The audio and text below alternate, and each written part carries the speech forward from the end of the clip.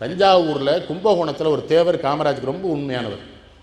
நேரம் வந்தால் காமராஜ் வீட்டில் கல்யாணம் வச்சுருக்கேன் வந்துட்டாங்கிறார். கல்யாண வீட்டுக்கு வரதுக்கு தான் நான் முதலமைச்சராக இருக்கு நான் போடான்ட்டார். அவருக்கு ரொம்ப வருத்தம். என்னடா அப்படி சொல்ல, போடா முதலமைச்சர்னா கல்யாண வீட்டுக்கு வருதா போன்ட்டார். ஆனால் கல்யாணத்து அன்னைக்கு காலையில் முதலமைச்சர் கார் அவர் வீட்டு வாசல் நிற்கும். அவர் வெளியே ஓடி வந்து ஒரு வரமாட்டேன்னு சொன்னேன். என்னடான்னு உடனே சொல்றாரு, நான் வரேன்னு சொன்னேன்னா கடன் வாங்கி பெரிய மண்டபம் பார்ப்பேன், கடன் வாங்கி செலவு பண்ணுவேன், உன்னை கஷ்டப்படுத்துறதுக்காக நான் உனக்கு நண்பனா இருக்கிறேன், வந்துட்டல வா சோறு போடு.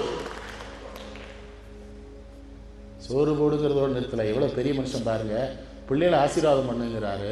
எல்லாம் கல்யாணங்கள நான் பண்ணணும்டா, நான் பண்ணக்கூடாடா, இருக்கா வாடா என்னை கூப்பிடாடா. மனுஷன் அதான் முதலே சொன்னேன். கல்யாணம் பண்ணலைங்கிற நினைவு ஒரே ஒரு முறை தான் அவருக்கு வந்தது. அடிபட்டு கிடந்தார்ல, அப்போ தான் சொன்னார், வீட்டில் பொம்பளை பிள்ளைகள் இருந்தால் மஞ்சப்பத்து கிஞ்சப்பத்து அரைச்சி போட்டு காயப்படுத்திட்டுப்பா, அவங்க டாக்டர்கள் அறுத்து கட்டிட்டான்ட்டார். டாக்டர்கள் எப்படியா தப்பாக ஒரு வரி வருமா வாயிலிருந்து? தப்பான செய்தி ஏதாவது சொல்வாரா? அம்பாசமுத்திரத்துக்கு வந்திருக்கிறார், அரிஜனங்கள் போய் வணங்குறாங்க. என்னப்பா அப்படிங்கிறாரு, எங்களுக்கு ரோடு வேணுங்க. அப்படியா அப்படியா, இந்த ரோடு போடக்கூடாதுங்கிறதுக்கு ஒரு இன்ஜினியர் இருப்பான், அவனை கூப்பிடுங்கிறாரு. எது கிண்டலை பார்த்தீங்களா? அந்த இன்ஜினியர் வந்துட்டார். இந்த அவன் ஏதோ ரோடு கேட்குறான். உடனே அந்த இன்ஜினியர் சொன்னார், இல்லைங்க நம்ம போட முடியாது, நீ சொல்வேன்னு சொன்ன அவங்கள்ட்ட, போட முடியாது பார்த்தியா சொல்லிட்டான் பார்த்தியா அப்படிங்கிறாரு. எல்லாரும் சிரிக்கிறானுங்க. என்னடா அவர் சொன்னார், இன்னும் ரோடு போடுறதுக்கு தாண்டா வச்சிருக்குது, வந்தவொடனே வந்தானே முடியாதுன்னு ஏன் சொல்கிறேன்? இல்லையா அது பஞ்சாயத்துக்கு சொந்தமான இடம், நம்ம போட முடியாது அவ்வளோதானே. ஆமாம், இந்த பஞ்சாயத்து தலைவர் திருமலை தேவர் நிற்பார். திருமலைங்க வா அஜெண்டா விடு, இந்த இடத்த என்ன பண்ணு, மாவட்ட நிர்வாகத்துக்கு அரசாங்கத்துக்கு மாற்றி கொடு, அங்கேயே எழுதி அவ்வளோ வேட்டி கையெழுத்து வாங்கி, அங்கேயே தாசில்தார் சீலை போட்டு கலெக்டரை கூப்பிட்டு நீ கையெழுத்து போடு, 6 மாதம் கழிச்சு நான் வருவேன், ரோடு இருக்கணும். முடிவு. சென்னையில் சென்ட்ரல் ரயில் நிலையத்துக்கு எதிராக குறுக்க நடக்க மக்கள் சங்கடப்படுறாங்கன்னு ஒரு கீழே சப்வே போடணும்னு போட்டுக்க, அது மத்திய அரசாங்கத்து அதிகாரி வந்தால் தான் போட முடியும்ட்டான். ஒரு மத்திய அரசாங்கத்து அதிகாரியை பேசி வர வச்சாச்சு. அந்த ஆள் வந்து 2 மணி நேரம் அதுக்கு ஒரு விவாதம்லாம் நடத்தி டீ காப்பிலாம் குடிச்சு கடைசி சொல்லியிருக்கான், போட முடியாதுன்னு இருக்கான். இவர் என்ன பண்ணிக்காரு, எந்திரிச்சனா கொண்டுருவேன்ட்டார், உட்காருன்ட்டார்.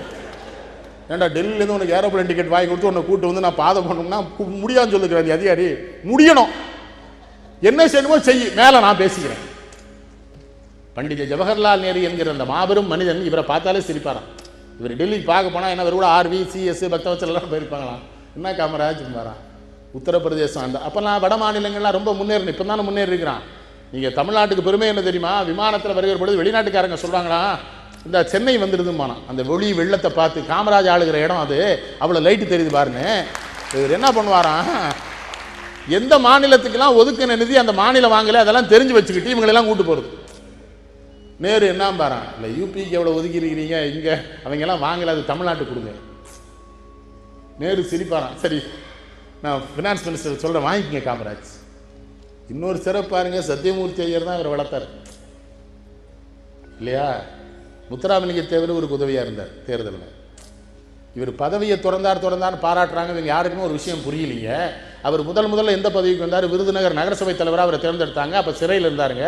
சிறையிலேருந்து வந்து 1 மணி நேரம் தான் நகரசபை தலைவர் பதவியில் இருந்தார். ராஜினாமா பண்ணிட்டு போயிட்டு, பதவியை ராஜினாமா பண்ணுறது ஒரு ஒன்றும் புதிய விஷயமே இல்லை, வேணாம் இந்த வச்சுக்கோ கொடுத்துட்டு போயிட்டார். அப்படியா, இவர் சத்தியமூர்த்தி ஐயர் வீட்டில் சாதாரண தொண்டனா தூங்கிட்டு இருந்திருக்கிறார். நேரு அங்கே தான் தங்குவாருங்க. காமராஜ் பயங்கர குரட்டை விடுவார். நேரு இரவு எந்திரிச்சிருக்காரு, சத்தியமூர்த்தி நான் தூங்கன்னா அவனை எழுப்பி அனுப்பு, அவன் இருக்கக்கூடாது, அவன் யாருன்னு இருக்கிறார். அவர் சொல்லுங்க, அவன் நல்ல காங்கிரஸ் சொன்ன அதெல்லாம் இருக்கட்டும், நான் தூங்க முடியல, ஒன்று என்ன வெளியே அனுப்பல, அவனை அனுப்புண்டார். மறந்துடாதீங்க, தன் உறக்கத்திற்கு இடையூறாக இருந்த காமராஜரை தான் நிரந்தர உறக்கத்திற்கு போகிற பொழுது அவன் கையிலே இந்த தேசத்தை ஒப்படைத்தான் நேரு. முதல்ல உறக்கத்துக்கு இடைஞ்சலா இருந்தவன் இவன் தான் இந்தியாவை உறங்காம பாதுகாப்பான். மறந்துடாதீங்க, ஒரு செய்தி சொல்றேன். NT சுந்தரவடிவேலு சொல்றாரு, 300 குடும்பம் இருந்ததுன்னா ஆரம்ப பள்ளி, 2000 குடும்பம் இருந்ததா நடுநிலைப்பள்ளி, 5000 பேர் இருந்தானா உயர்நிலைப்பள்ளி, திற பள்ளிக்கூடங்கிறார். சொல்லிட்டு என்ன மனுஷன் பாருங்க, கற்கை நன்றே பிச்சை புகிலும் கற்கை நன்றேன்னு தமிழ் சொல்லுது. யாரை சொல்லுது? படிக்கிற மாணவர்கள் பிச்சை எடுத்தாது படிக்கணுங்குது. ஆனால் ஒரு மாநிலத்தின் முதலமைச்சர், ஒரு மிகப்பெரிய விடுதலை போராட்ட வீரன், 6 வருட காலம் வெண்கொடுமை சிறையில் வாடியவன், அந்த தலைவன் காமராஜர் மக்கள் முன்னாலே நின்று சொல்லுகிறான், இது ஆசிரியர்களே நான் உங்களை கெஞ்சி கேட்டுக்கொள்கிறேன், ஏழைகள் உங்களை நம்பித்தான் குழந்தைகளை அனுப்புகிறார்கள், ஆகவே அந்த குழந்தைகளை ஏமாற்றி விடாதீர்கள் ஆசிரியர்களை சொல்லிட்டு அடுத்த வார்த்தை சொல்றான், இவர்கள் பசிப்புணி போக்க சோறு போட வேண்டும், நான் ஊராக வந்து பிச்சை எடுக்க தயாராக இருக்கிறேன், எனக்கு பிச்சை போடுங்கள் கேட்கிறான். இவன் கற்கல, இவன் பிச்சை கற்கிற மாணவர்கள் பிச்சை எடுத்துடக்கூடாது, அவன் அத்தனை பேருக்கு சேர்த்து நான் பிச்சை எடுக்கன்னு சொன்னான்னா அவனை தவிர ஒரு மா மனிதன் இந்த மண்ணில வேறு எவன் வாழ்ந்திருக்க முடியும்? நான் பிச்சை எடுக்கிறேன், அவன் எடுத்துடக்கூடாது. பள்ளிக்கூடத்துக்கு போயிருக்காரு, பணக்கார விட்டு பிள்ளை ஒரு மாதிரி ஆடை போட்டிருக்கான், ஏழை விட்டு பிள்ளை ஒரு மாதிரி பார்த்தாரு. உடனே சுந்தரவேலில் கூப்பிட்டாரு, எப்பா ஒவ்வொருத்தன் ஆடையிலேயே ஒருத்தனுக்கு ஒருத்தன் வேறுபாடு இருக்குது, பயலுக்கு மனசில் கஷ்டம் வந்துடக்கூடாது, என்ன பண்ணலான்னு சீருடை கொண்டு வந்தார். எல்லாரும் ஒரே மாதிரி துணி, ஒரே மாதிரி சட்டை, வேற எதுவும் வந்துடும்ல, என்ன பிரச்சனை? எப்படி தலைவர்? எத்தனை நிகழ்ச்சியில் எனக்கு பார்க்க முடியல, இப்பெல்லாம் பார்க்க முடியாது. மகாத்மா காந்தியை நம்பினார் ஒன்று, நேருவை ஏற்றுக்கிட்டார். வித்தியாசம். உலகத்தில் இந்த நாட்டில் தானே அதிசயங்களே நடந்திருக்குது. உலக நாடுகள் முழுவதும் அந்தந்த நாடுகளிலே விடுதலை போராட்டத்திற்கு தலைமையேற்ற தலைவர்கள் தானே அந்த நாட்டிலே முதல் தலைவர்களாக வந்திருக்கிறாங்க. செஞ்சினத்தை எடுத்துக்கிடுங்க, மாசத்துக்கு லீ சோக்கி அவங்க தானே வந்தாங்க. ரஷ்யாவில் லெனின் வந்தார், பிரான்சில் டிட்டோ வந்தார். இந்திய துணைக்கண்டத்திலே மட்டும்தான் இந்த விடுதலை போராட்டத்திற்கு தலைமை தாங்கியவன் எவனோ அவன் ஒதுங்கிக் கொண்டான். அவன் ஒதுங்கிக் கொண்டு என்னுடைய வாரிசாக நேரு இந்த இடத்திலே இருப்பான் என்றான். உலக வரலாற்றிலேயே பதவிகளை துறப்பதற்கும் பதவிகளை துச்சமாக மதிப்பதற்கும் மனிதர்களுக்கு தொண்டு செய்வதுதான் பெருமை என்று சொல்லித் தருகிற ஒரு மிகப்பெரிய அரசியல் வழிகாட்டுதலை தேசத்தந்தை காந்தியடிகள் செய்தார் என்றால் அதை பின்பற்றியது பெருந்தலைவர் காமராஜர் ஒருவரே இந்த நாட்டிலே. எனக்கு பதவி வேணாம், அடுத்தவனை வச்சுப்பார். இன்னொரு சிறப்புங்க, காரில் கிளம்பியிருக்கார், முன்னால் சைரன் அடித்து ஒரு போலீஸ் பேருக்கு வண்டியில் நிறுத்திட்டார். அவனை கூப்பிடு, நான் உயிரோட தானே இருக்கேன், ஏன் சங்கு ஊதுறான்? ஐயா நான் முதலமைச்சர்னா அதான் வேண்டான்னு, இந்த காருக்கு பெட்ரோல் வீணாமல, இந்த போலீஸ்காரனுக்கு உனக்கு வேறு வேலை இருக்குல்ல, அதை போய் பாருன்னு, இந்த மக்கள் வரிப்படத்தை வீணா செலவிக்க பண்ணுறீங்கன்னா ஒத்த காரு போதும் போயிரு. அவன் பாட்டு சங்கு ஊதிட்டு போகிறான் முன்னால், நீ சொல்ல வேண்டாமா என்கிட்ட போ. ராஜாஜி தானே அவரை எதிர்த்தாரு, கட்சி ஆரம்பிச்சாரு, இந்த கருப்பு காக்கா கல்லால் அடிங்கன்னா ராஜாஜி அவ்வளோ சொல்லியிருக்காரு. ராஜாஜி மருத்துவமனையில் கிடக்கிறார், இவர் ஓடுறாரு. எல்லா மரியாதையும் செய்யணும், மரியாதை குறைஞ்சிடக்கூடாது, அவருக்கு எல்லாம் செஞ்சிடணும், சரியா செய்யல, இறந்துட்டாரு. அந்த இறுதி உருவத்துக்கு சரியா பண்ணுங்கிறார், பயப்படுறாரு, சரியா பண்ணு. பெரியார் உங்களை ஏன் ஆதரிக்கிறாருன்னு கேட்குறான். தெரியாதுன்னு அந்த ஆள் ஆதரிச்சுக்கிறார், என்ன உனக்கு சொல்றாங்கிறாரு, அவர் ஆதரிக்கிறாரு, நான் ஒன்றும் கேட்கல. பெரியாருக்கு என்னன்னா, ஒரு ஏழை வந்திருக்கிறான், ஒரு சாதாரண குடும்பத்திலிருந்து வந்திருக்கான், ஒடுக்கப்பட்ட ஒரு இனத்திலிருந்து, மறந்துடாதீங்க, தாழ்த்தப்பட்டவர்களுக்கும் கீழே தள்ளி வைக்கப்பட்ட ஒரு இனத்தில் பிறந்தவன் ஒரு உயரிய இடத்திற்கு வந்திருக்கிறான். பெரியாருக்கு மாதிரி அவன் இருக்கட்டும், பச்சை தமிழன். யாரு? பெரியார். பெரிய தலைவனுக்கு விழா, பொதிகைக்கு நன்றி. ஏன்னா இதெல்லாம் இது பதிவாயிரும், 108 நாடுகளுக்கு தெரியும். 108 நாடுகளில் இருக்கிற தமிழர்கள், இந்தியர்கள் அவரை பற்றி தெரிஞ்சுக்கிடுவாங்க. அவரை உயிரோடு எரிக்கவே முயன்றாங்க டெல்லியில். அப்போ கூட அவரை பாருங்க, அந்த சமையல்காரர் போய் ஓடினுங்க, இந்த ஏன் ஓடணும்னு, அவன் என்ன தீ வச்சு வரட்டுமேங்கிறார். இந்த கிராமம் டவுன் சைட்னா 8 தெரு தாண்டி ஓடிடுவான். இந்த கிராமத்திலே பிறந்து வளர்ந்து அந்த தீயெல்லாம் பயப்பட மாட்டாங்க, என்னதான் வரும் பார்த்துருவோம். ஏன்னா அவர் ஊரில் மாரியம்மன் கோயில் பண்டிகையில் சின்ன வயசில் யானை சங்கிலி எடுத்துட்டு ஓடிடுவார். ஊரே ஓடிருக்கு, இவர் மட்டும்தான் நின்று அந்த சங்கிலி தூக்கி இந்த யானை மேலே போட்டு யானையை நிறுத்திட்டார். பயப்படாது. எதையும் கண்டு அஞ்சாததுக்கு ஒரு அறிவு வேணும், அது மறந்துடாங்க. அஞ்சாமல் இருப்பது ஒன்றும் பேர், அஞ்சுவது அஞ்சாமை பேதமைன்னு சொல்லுது தமிழ். எதற்கு அஞ்சனமோ அதற்கு அஞ்சனும், சிலதுக்கு அஞ்சவே கூடாது. ஒரு உன்னதமான தலைவனை நினைவு கூற மதுரை சரியான இடம். ஏன்னா இங்கே தான் முதல்ல தாழ்த்தப்பட்டவர்கள் கோயிலுக்குள்ளே போனாங்க. இந்த தாழ்த்தப்பட்டவர்களுக்கு நிகழ்ந்த கொடுமையை தீர்க்க வைக்கத்தில் தந்தை பெரியார் போகிறவர்கள், அவரோட இவர் காமராஜர் அந்த போராட்டத்தில் கலந்து கொண்ட ஒரு வரலாறு படித்தவர்களுக்கு தெரியும். அது இங்கேயும் நடக்குது. அதனால மதுரை நான் தேர்ந்தெடுத்தேன். புதியல கேட்டேன், இங்கே நடத்துவோம் என்ன, அவங்க ஒத்துக்கிட்டாங்க. ரொம்ப மகிழ்ச்சி உங்கள் அனைவரையும் சந்தித்ததிலே. இப்பொழுது பட்டிமன்றம் துவங்குகிறது. அந்த உத்தமமான தலைவரை குறித்து சிந்திக்க கூடியிருக்கிறோம். அவர் செய்தது நிறைய, ஆனால் எதிலே அவர் சிறந்து விளங்கினார், எது அவருடைய நிலைக்கு புகழுக்கு காரணமாக இருக்கிறது என்பது குறித்து சிந்திப்பதற்காக சிறந்த அறிஞர் பெருமக்கள், கல்வி புரட்சி தான் என்கிற அணிக்கு என் அருமை சகோதரி புனிதாயகம் நீண்ட நாட்களாக மேடையில் பேசிக் கொண்டிருக்கிற சகோதரி, அடுத்து திருமதி அம்பிகா, அடுத்து உமா மகேஸ்வரி, 3 பெண்களைத்தான் கல்வி குறித்து பேச வைக்க வேண்டும் என்று நான் ஆசைப்பட்டேன். தொழில், நான் ஏன் பெண்களை பேச வைக்க வேண்டும் என்று ஆசைப்பட்டேன் என்பதற்கு காரணம் இருக்கிறது. யாருக்கு கல்வி தந்தால் எதிர்கால சமூகம் முன்னேறும் என்று காமராஜர் நினைத்தாரோ அவர்கள் அது குறித்து பேச வேண்டும். ஆண்கள் சோம்பி இருந்தார்கள் என்றால் அந்த நாடு உருப்படாது என்பதற்காகத்தான் தொழில் வளர்ச்சியை ஆண்கள் ஒப்படைத்தேன். அவர்கள் அது குறித்து பேசட்டும். சிற்பி ரகுநாதன் மிகச்சிறந்த பேச்சாளர், பேராசிரியர் மணி நல்ல சிந்தனையாளர், பேராசிரியர் சங்கர நாராயணனும் நல்ல சிந்தனையாளர்கள். நான் ஏன் இதிலே நடுவராக இருக்கிறேன் என்றால், படிக்காதவன் தான் இதற்கு நடுவராக இருக்க வேண்டும் என்று பொதிகை நிறுவனம் விரும்பியதனாலே தான் படித்தவர்கள் அனைவரையும் பேச வைத்துவிட்டு படிக்காதவன் நடுவராக இருக்கிறேன் என்று சொல்லி, பெருந்தலைவர் காமராஜர் நிலைத்த புகழுக்கு காரணம் கல்வி புரட்சியே என்கிற அணியின் தலைவர் பாராட்டுதலுக்குரிய திருமதி புனிதா ஏகாம்பரம் அவர்களை, அவருடைய செய்திகளை எடுத்து வைத்தார்கள், வாதங்களை அல்ல. அருமைக்குரிய நடுவர் அவர்களே, புரட்சி என்றால் என்ன? இந்த புரட்சி என்கின்ற சொல்லையே முதலில் தன்னுடைய கவிதையில் வைத்து இந்த பார்ப்புகழ நிலைத்து நிற்குமாறு பாடியவன் முண்டாசு கவிஞன் பாரதி.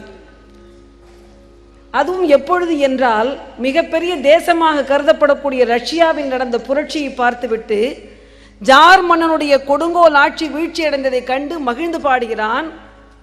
மா காளி பராசக்தி கடைக்கண் வைத்தால் அங்கே பார், ஆகா என்று எழுந்தது பார் யுக புரட்சி என்றான். ஆக ஒரு கொடுங்கோல் ஆட்சியினுடைய வீழ்ச்சியை கண்டு, அங்கே எழுந்த எழுச்சியை கண்டு சொல்லப்பட்ட வார்த்தை புரட்சி என்பது.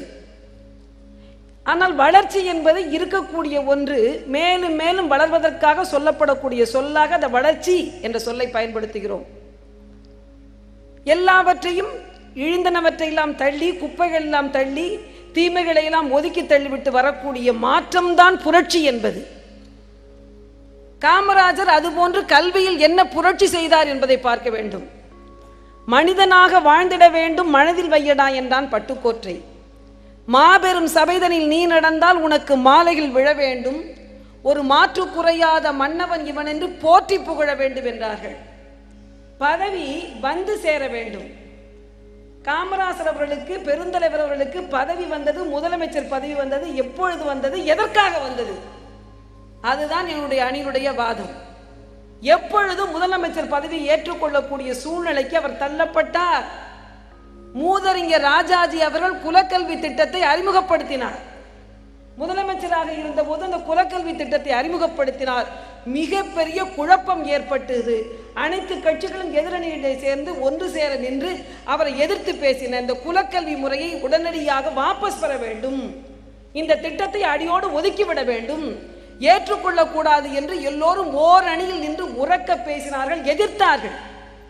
அந்த கட்சிக்குள்ளேயே இருந்து தன்னுடைய மிகப்பெரிய ஆவேச குரலை நேர்மையான முறையில், கண்ணியமான முறையில் உடைத்து தள்ள வேண்டும் என்பதற்காக போர் குரல் எழுப்பி வாதம் செய்தவர் பெருந்தலைவர் அருமைக்குரிய காமராஜர் அவர்கள். படித்தவர்களாக இருக்கக்கூடிய ஒரு வர்க்கம் மட்டுமே படித்துக் கொண்டிருந்தது.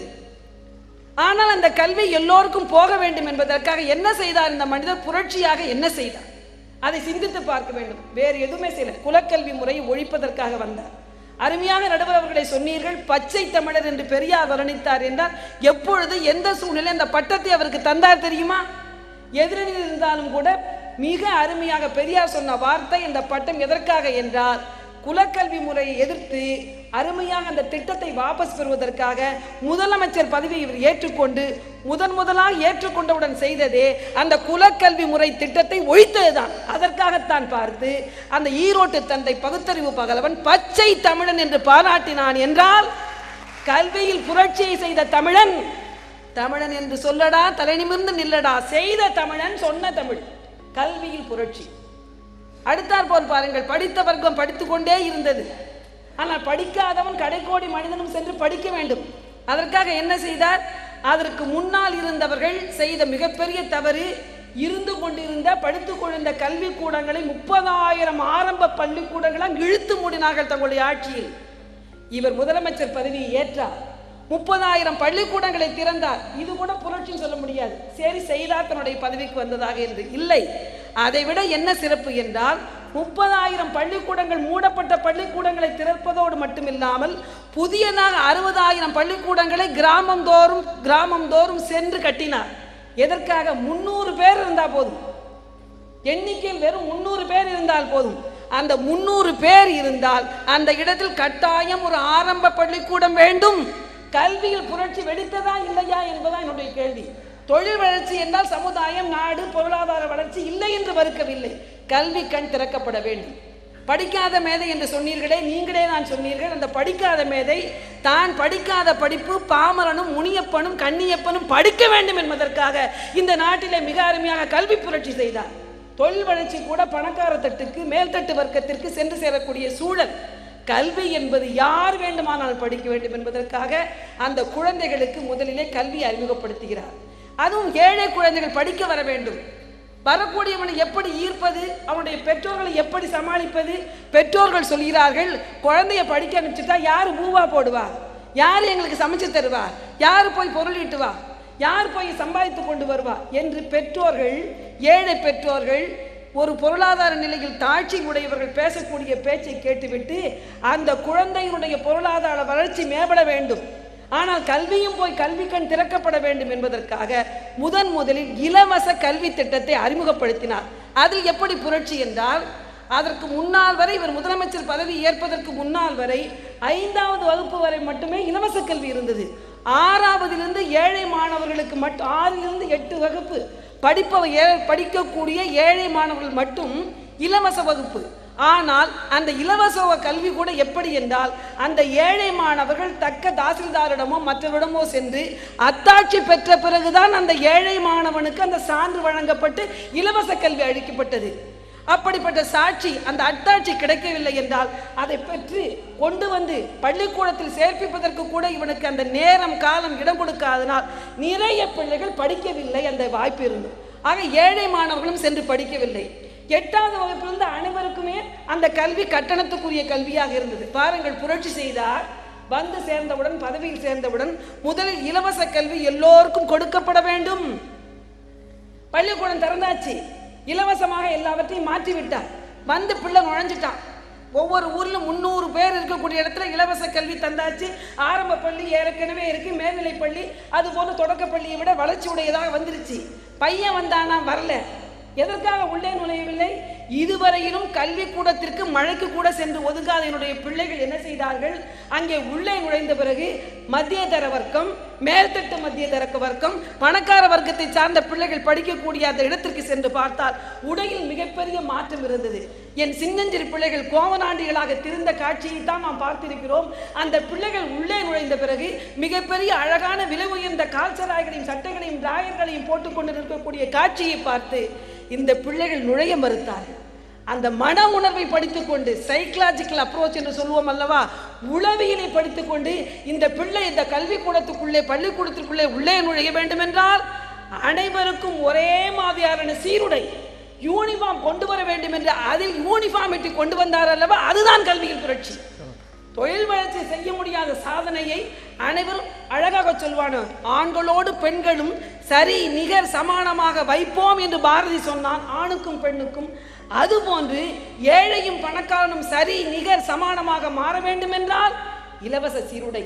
அந்த குழந்தைகளுக்கு சீருடையை அறிமுகப்படுத்துவதோடு மட்டுமல்லாமல் யூனிஃபார்ம் கொடுத்தாச்சு. அந்த யூனிஃபார்ம் பெற்றுக்கொள்வதற்கு, அந்த சீருடையை வாங்குவதற்கு முடியுமா? அதற்காக ஏழை குழந்தைகளுக்கு மீண்டும் அந்த இலவச சீருடையை அறிமுகப்படுத்தினார். நினைத்து பாருங்கள், சிந்தனையை வலியுறுத்துவதற்கு, சிந்தனையை மேற்படுத்திக் கொள்வதற்கு, அறிவு தெளிவுபட இலவச கல்வி தந்தாகிவிட்டது. மேலே பார்க்கக்கூடிய காட்சியில் மாற்றம் ஏற்படக்கூடாது என்பதற்காக யூனிஃபார்ம் என்று சொல்லக்கூடிய சீருடையை அறிமுகப்படுத்தியாகிவிட்டது. அந்த பிள்ளை உள்ளே வந்து உட்கார்ந்து விட்டான். உட்கார்ந்த பிறகு வரக்கூடிய பிள்ளைகள் எல்லாம் பித்தளை தூக்கிலும், ஈயம் பூசப்பட்ட பித்தளை தூக்கிலும், எவர்சில்வ தூக்கிலும், கேரியிலும் சாப்பாடு கொண்டு வந்து மதிய உணவை சாப்பிட்டுக் கொண்டிருந்தார்கள். இந்த சுப்பனும் முனியப்பனும் நேற்று வரை மாடு வைத்துக் கொண்டிருந்த சிறுவன் இன்றைக்கு பள்ளிக்கூடத்திற்கு நுழைந்தவுடன் ஆத்தா பட்டு கொடுக்கக்கூடிய சோறு இல்லை. ஏனென்றால் ஆத்தாளும் அப்பனுமே காலை முழுதும் பாடுபட்டு இரவில் தான் அந்த கஞ்சியை கண்ணால் பார்ப்பார்கள். அப்படிப்பட்ட சூழலில் மிகப்பெரிய புரட்சியாக கல்வி என்ன செய்தார்? என் பிள்ளைகள் படிக்க வர வேண்டும் என்றால், அந்த நிழலில் ஒதுங்க வேண்டும் என்றால் அவனுக்கு வயிறார சோறிட வேண்டும், வயிற்றுக்கு சோறிட வேண்டும். இங்கு வாழும் மனிதருக்கெல்லாம் என்று பாரதி சொன்னது போல வயிற்றுக்கு சோறிட வேண்டும். இந்த வாடி வதங்கி கொண்டிருக்கக்கூடிய பள்ளி மாணவர்களுக்கு என்று சொல்லி மதிய உணவு திட்டத்தை அறிமுகப்படுத்தினார் என்றால் கல்வியில் செய்த புரட்சி அல்லவா? கல்வியில் புரட்சி செய்ய வேண்டும் என்று நினைத்த அந்த மாமனிதர் தன்னுடைய பதவியை மட்டும் வைத்து மிக அருமையாக அந்த திட்டத்தை போடவில்லை. ஒவ்வொரு ஊராக சென்று நிறைய மாநாடுகளை போட்டி மக்களை கூட்டி, இந்த கல்விக்காக உங்களிடம் கையேந்தி வந்து நிற்கிறேன், எனக்கு வேண்டியதை தாருங்கள், எனக்கல்ல என் பிள்ளைகள் படிப்பதற்கு வேண்டியதை தாருங்கள் என்று யாசிக்கிறார். மக்கள் யோசிக்கவில்லை, வாரி வாரி கொடுக்கிறார்கள். அதன் பிறகுதான் இலவச ஸ்லேட்டு, இலவச புத்தகம் என்று ஒவ்வொரு ஊரிலும் கிட்டத்தட்ட 6.78 கோடி ரூபாய் அவருக்கு வந்து சேர்ந்திருக்கிறது என்றால் பொருளாதார நிலையில் அந்த மக்களை உயர்த்த வேண்டும் என்பதற்காக அந்த புரட்சி இயக்கமாக மாற்றினார் என்கின்ற பெருமை அந்த பச்சை தமிழன் என்று பேசப்படக்கூடிய கர்ம வீரர் காமராசருக்கு போய் சேர்ந்திருக்கிறது என்றால் அருமையாக சொன்னான் கவியரசு காமராசர். சீசரை பெற்றதாயும் சிறப்புடன் பெற்றார், நாசரை பெற்றதாயும் நலமுடன் பெற்றார், ராசரை பெற்ற தாயோ நாடு புகழ்வதற்கென்றே பெற்றாள் என்ற அந்த அருமையான மணி வாசகங்களுக்கு ஏற்றவாறு நாடு புகழ வேண்டும் என்பதற்காக மட்டுமல்ல, நானிலம் செழிக்க வேண்டும் என்பதற்காக வந்த மாமனிதன் என்பதனால் அவர் நிலைத்த புகழுக்கு காரணமாக இருப்பது கல்வி புரட்சியே என்ற சொல் அணியினுடைய தலைமை ஏற்று அந்த தலைமை தந்தமைக்கு வாய்ப்பிற்கு நன்றி கூறி விடைபெறுகிறேன். நன்றி. அன்பிற்குரிய பெரியவர்கள் சொன்ன மாதிரி ரொம்ப சரியா முறையா சீசரை பெற்றதாயும் சிறப்புற பெற்றாள், நாசரை பெற்றதாயும் நலமுடன் பெற்றாள், காமராசரை பெற்றதாயும் நாட்டிற்கே பெற்றாள்னு முடிக்கிற பொழுது கண்ணதாசன் எப்படி முடிப்பார்? என்னை ஆசையாய் பெற்றதாயோ அழுவதற்கென்றே பெற்றாள்.